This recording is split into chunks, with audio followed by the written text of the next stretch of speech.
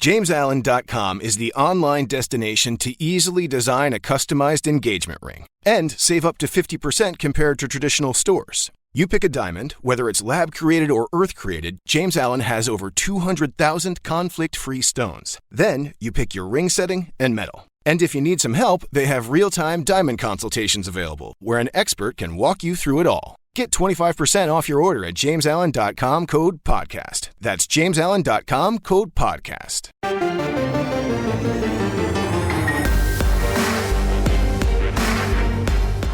Welcome to the Powercat Podcast, GoPowercat.com's Kansas State Athletics Show. Make sure you're subscribing to our show at Apple, Spotify, Amazon, or wherever you get your podcasts. Now, from the GPC studios, here's your host, GoPowercat publisher, Tim Fitzgerald. Hey everyone, it's Tim Fitzgerald, GoPowercat publisher. Welcome to a special edition of the Powercat Podcast. Today we're going to do something a little bit different. Our Ryan Wallace, our football recruiting editor at GoPowercat, has caught up with Kansas State quarterback prospect Avery Johnson out of Maize High School in the Wichita area. What more can I say about this kid? He's the highest rated recruit in the state of Kansas and might be the linchpin piece to a very promising Kansas State recruiting class if the Wildcats can close the door and get his commitment.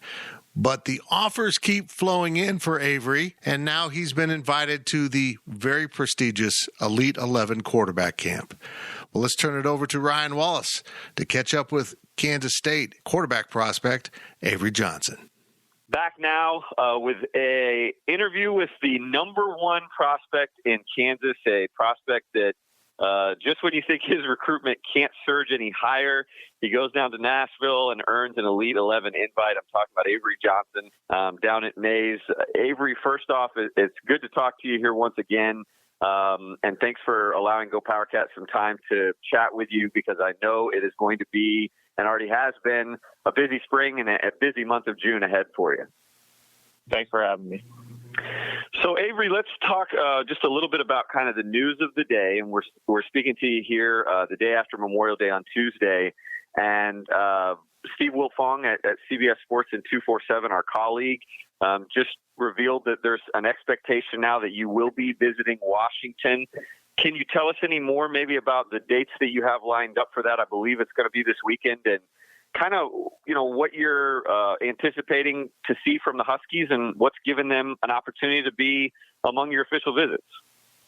Really, I'm getting down there this weekend. The 3rd through the 5th is what we have planned, and what really moved them up on my list is I sat down and watched Zoom with Coach Grubb a few times, and I really like the offense that they run there, and it's had a lot of success. They put up a lot of numbers, and they're really successful at what they do, and they've been doing it for a long time, so I know that it works, and they've almost mastered it. So that's really what put them up on my board, and that's really what intrigued me and wanted me to get down there. So me and my family kind of sat down and talked about it, and after talks with them and talks with my family, we just decided it'd be good for me to get down and see what they have on campus and, listen to what they have to offer.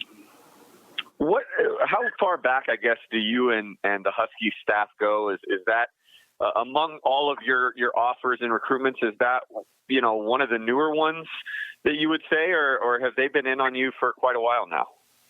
I know they offered me back late December, so we've been talking for, about 6 months now.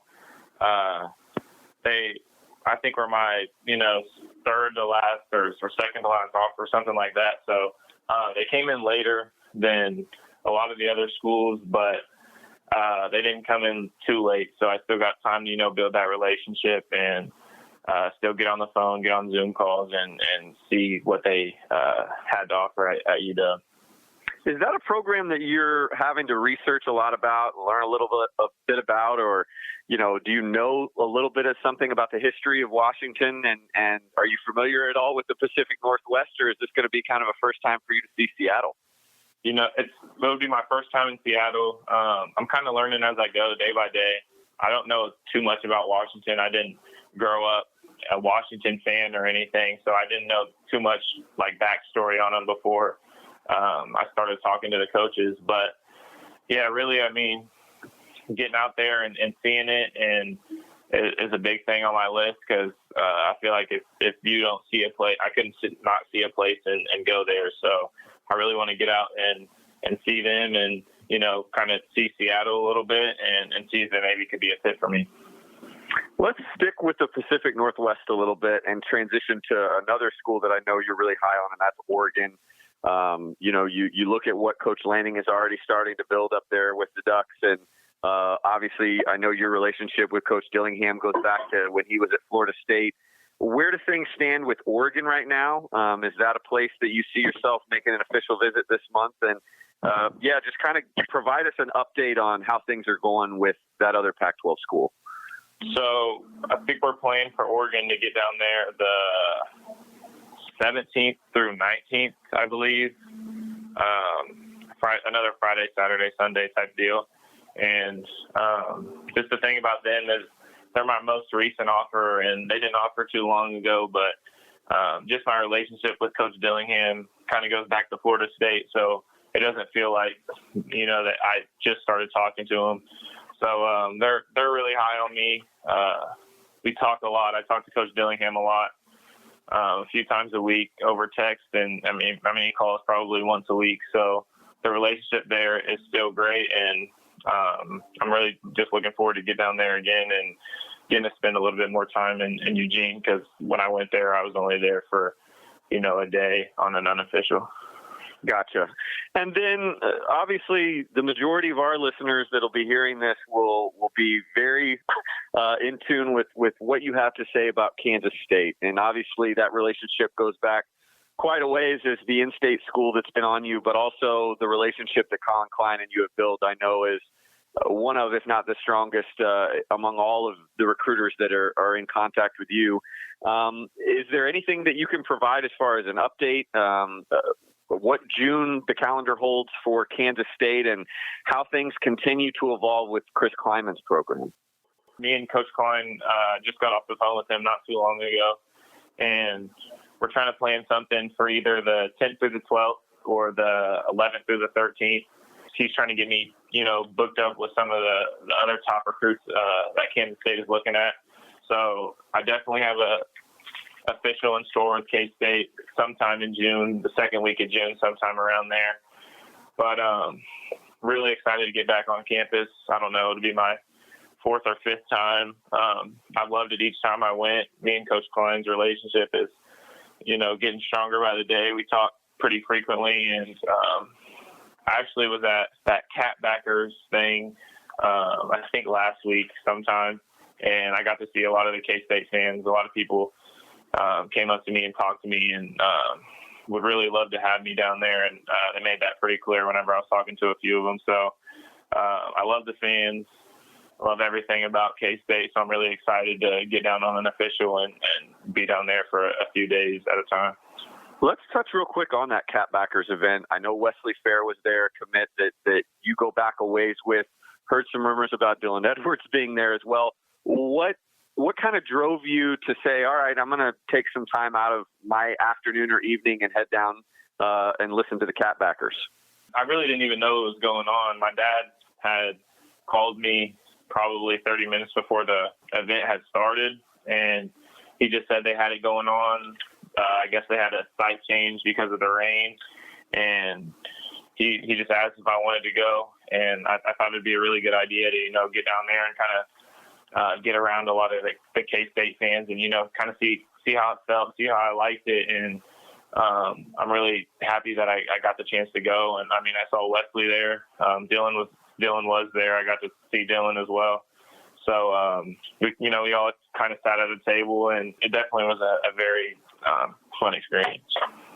And, you know, when going back to the visit that you know, is trying to get locked in right now with Coach Klein, obviously, like we talked about with Washington and Oregon, you're going up there and it's as much about seeing things and experiencing things for the first time as it is being with the coaches. With K-State, it's very different. You've been there, as you've mentioned, multiple times.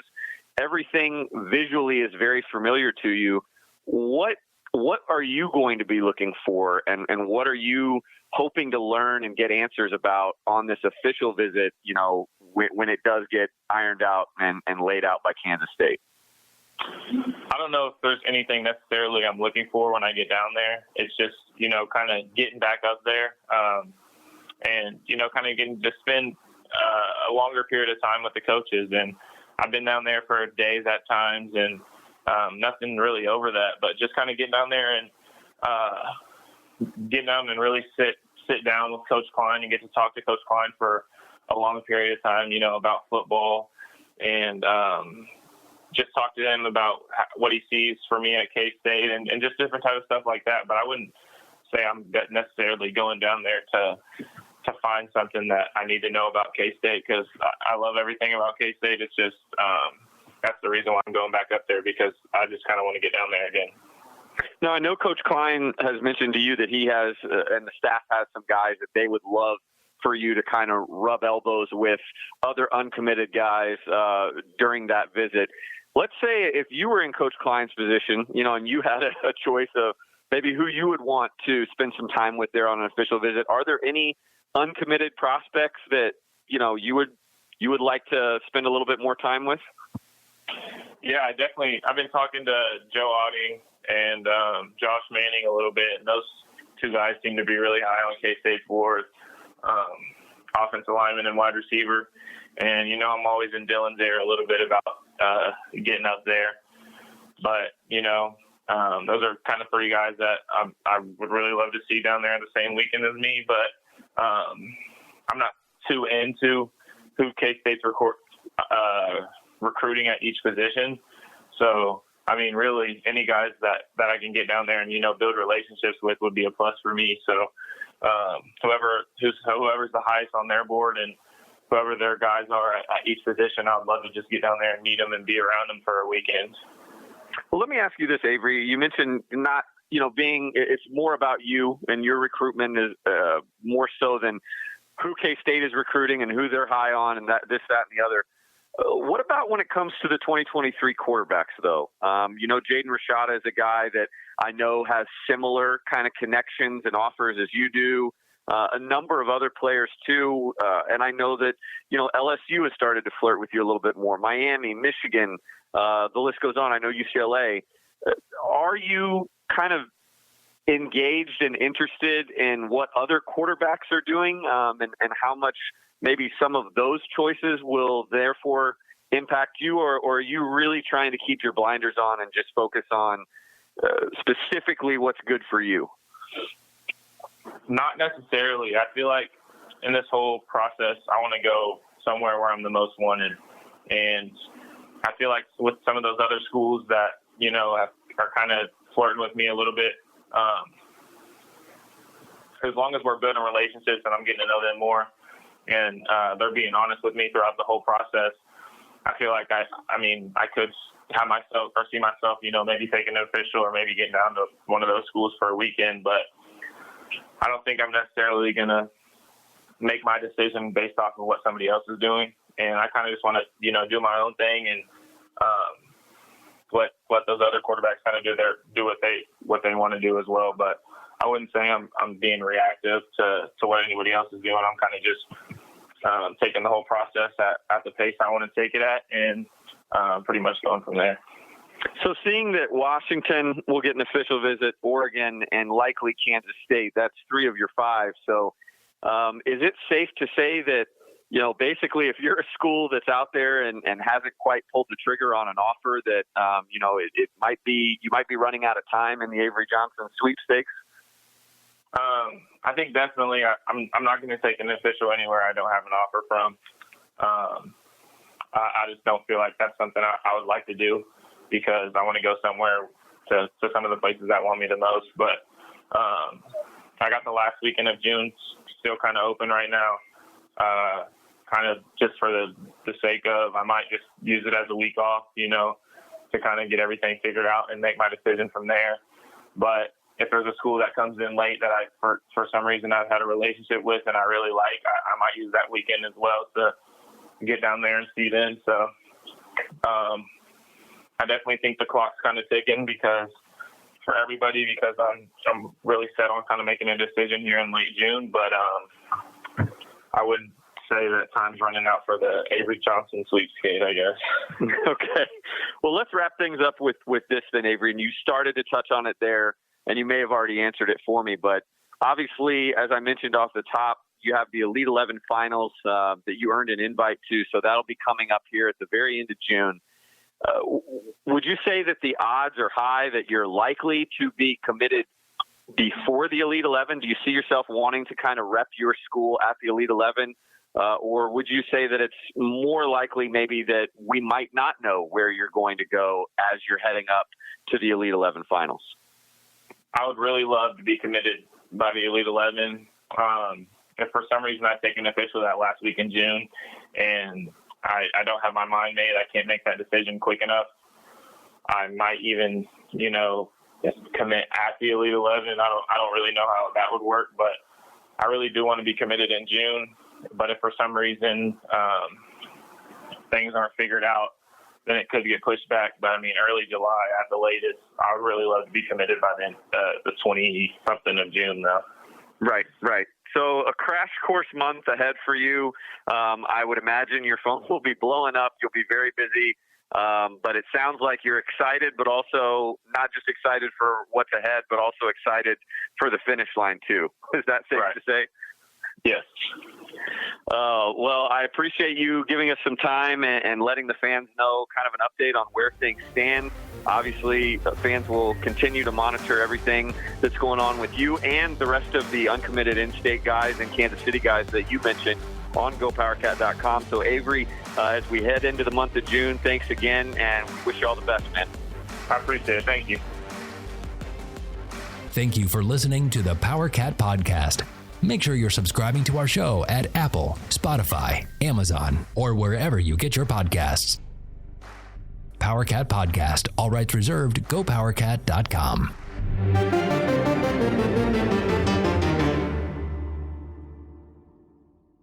With Blue Link Plus, you can access your Hyundai Tucson Limited remotely. Doors unlocked, temperature set, lost car found.